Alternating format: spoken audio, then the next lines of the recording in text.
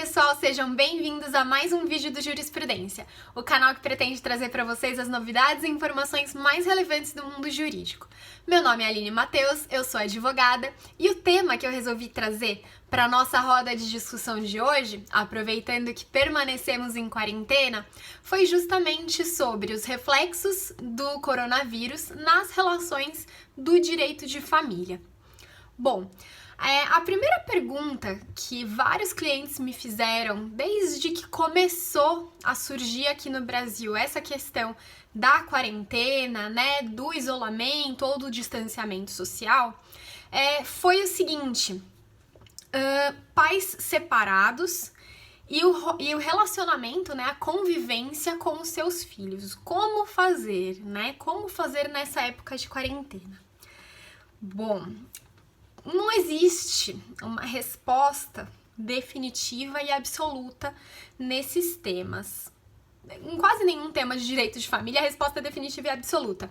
Mas, principalmente, tratando-se de coronavírus, que é uma situação pela qual a gente nunca passou, né? Pelo menos nas últimas 3 gerações de brasileiros, a gente nunca viveu um momento tão diferente como esse. Justifica que não existam muitas respostas definitivas. Mas vamos lá para nossa pergunta. Como é que faz, né, a convivência de pais separados com os seus filhos nessa época de quarentena decorrente do coronavírus? O que eu entendo, conversei com alguns colegas, o que a maioria dos juristas vem entendendo, né? Nesse tipo de situação, o que a gente tem que visar prevalecer sempre o melhor interesse da criança. Beleza.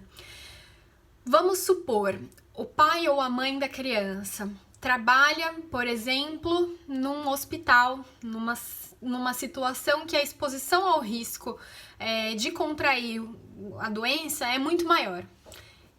Eu entendo que nesse tipo de situação a convivência deve sim ser provisoriamente suspensa. Por quê? Justamente por isso, por conta disso. A criança interessa ter contato com o pai e com a mãe? Sim, obviamente. Nesse específico momento, essa convivência ela é mais benéfica ou mais prejudicial? Eu entendo que nesse tipo de situação em que a exposição ao vírus é muito mais provável, eu entendo que nesse tipo de situação a convivência é mais prejudicial do que benéfica para a criança. Então, sim, entendo que é um tipo de situação em que deve sim ser suspensa a essa convivência, provisória e momentaneamente, obviamente.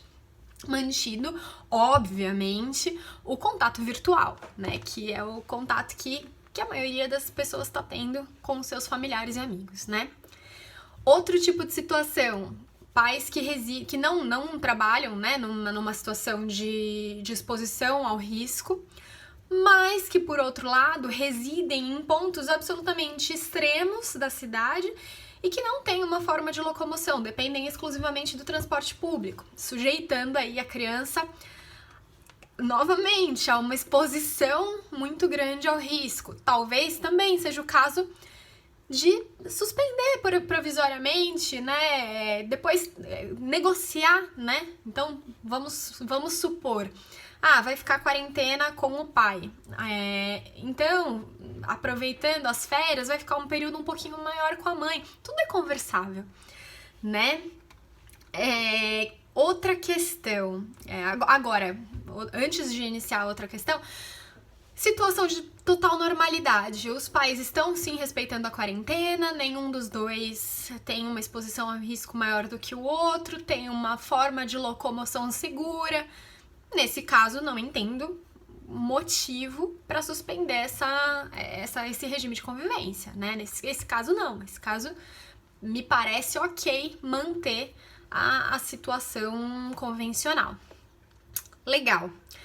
Um outro aspecto que é bem pouco falado, mas que também é relacionado, né, essa questão de convivência, é a questão sobre homeschooling e home office, né? Por conta da pandemia, muitas escolas da rede privada de ensino estão disponibilizando para os seus alunos o material de forma eletrônica, né? Não só o material, como as aulas, enfim, para que a rotina dos alunos seja mantida da melhor forma possível. Da mesma maneira, muitas empresas têm dispensado, né, os seus colaboradores para que trabalhem em casa, né, o teletrabalho. De maneira que o trabalho permanece o mesmo, né? Os trabalhadores continuam com a sua rotina normal de trabalho. E como fazer para conciliar essa demanda do homeschooling com a demanda do trabalho? Essa questão tem que ser pensada por ambos os genitores, porque se ela não for muito bem pensada, ela pode sobrecarregar de uma forma extrema aquele que for ficar com a criança, de maneira que ele não consiga dar conta, né? Então essa situação também tem que ser objeto de análise no caso concreto. Se um dos dois tem um trabalho um pouco mais flexível, ou então ele é dono do próprio negócio, ou o trabalho não tá funcionando, então ele tá de quarentena mesmo, não tá conseguindo trabalhar, talvez seja o caso da criança ficar com esse genitor, independentemente do fato da guarda, que pode ser unilateral ou compartilhada com residência principal para um dos genitores.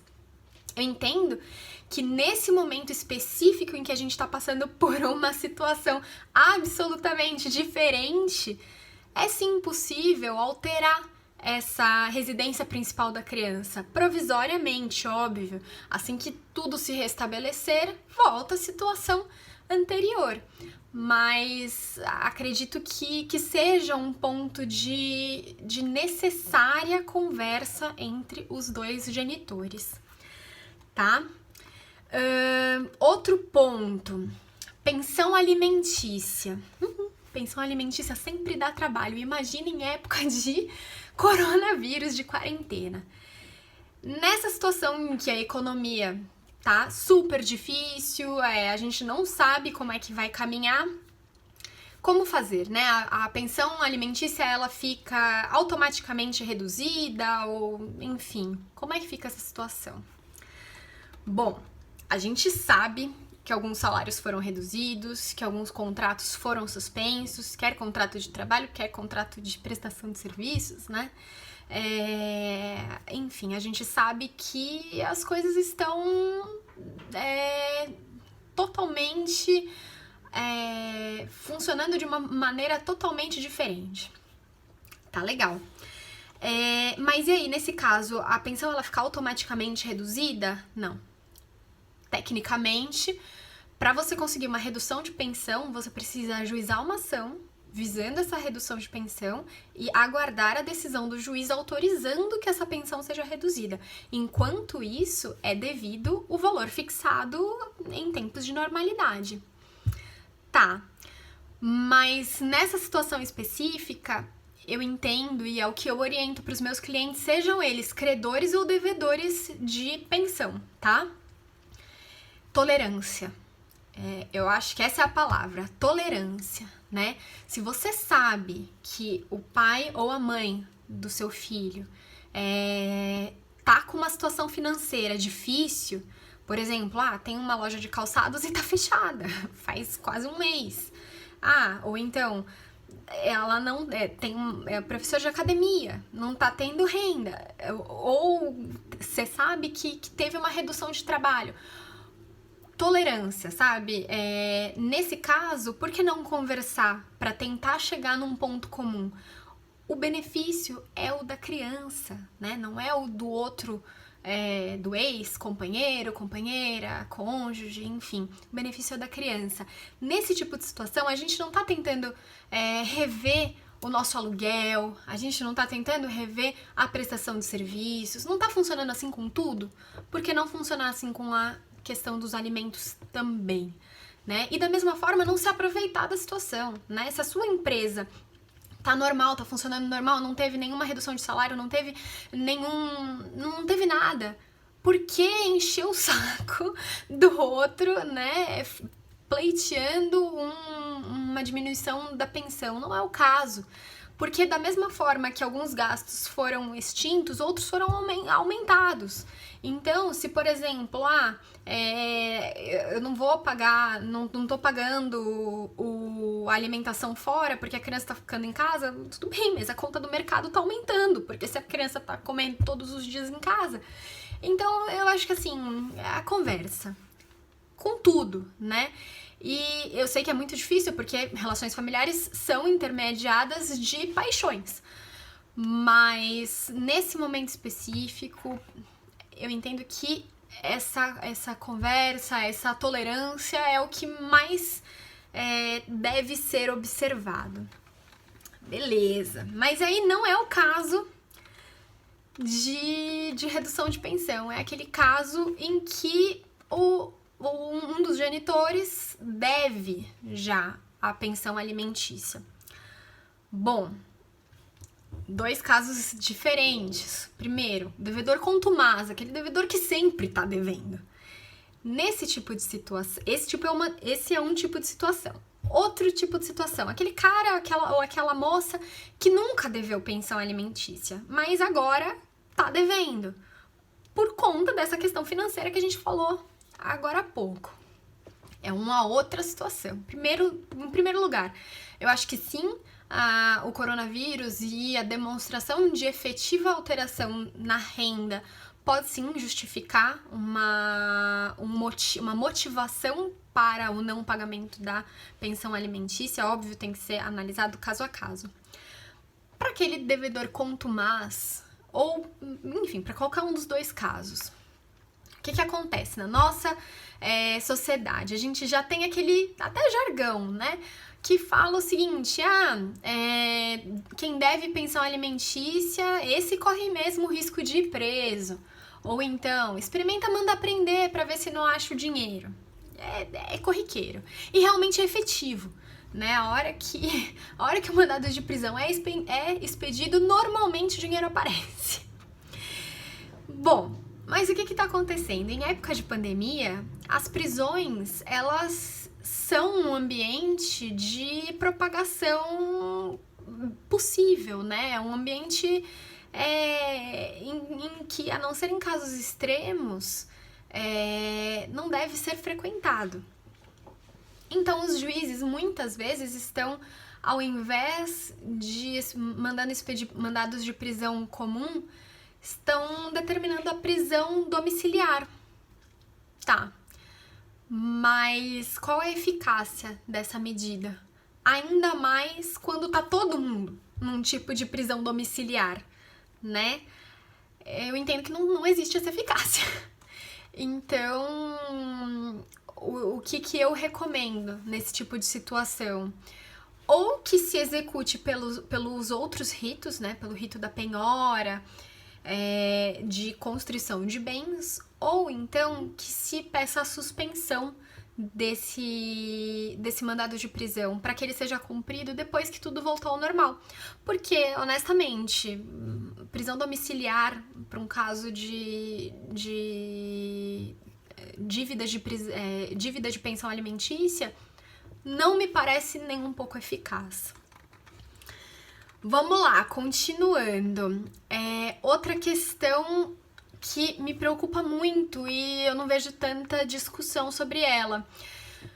Eu acredito que, tendo em vista que a economia vai sofrer, como já está sofrendo, uma baixa muito grande, muitas pessoas vão acabar ajuizando novas ações, sejam essas ações para executar a pensão, por conta do outro genitor não estar pagando, sejam para rever o valor dessas pensões, porque a possibilidade de renda foi modificada. O que acontece com isso? Um número muito grande de ações.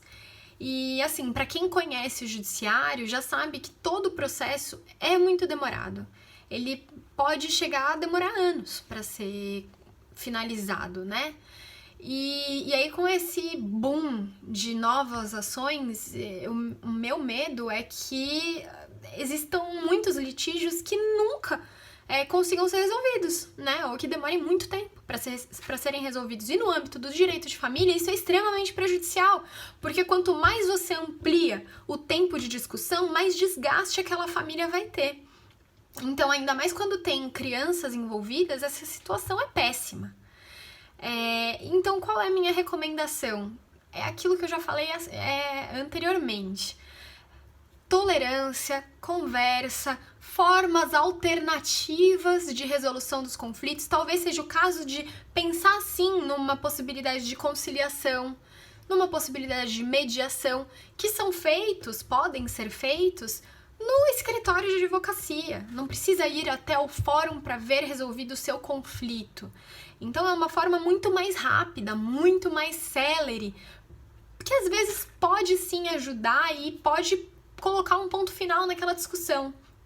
Então, o que significa, né, conciliação, mediação? Conciliação eu acho que já é mais famoso. Agora, mediação é quando uma pessoa que não é um juiz, mas é de confiança das duas partes, é escolhida para auxiliar nessa resolução do conflito, né?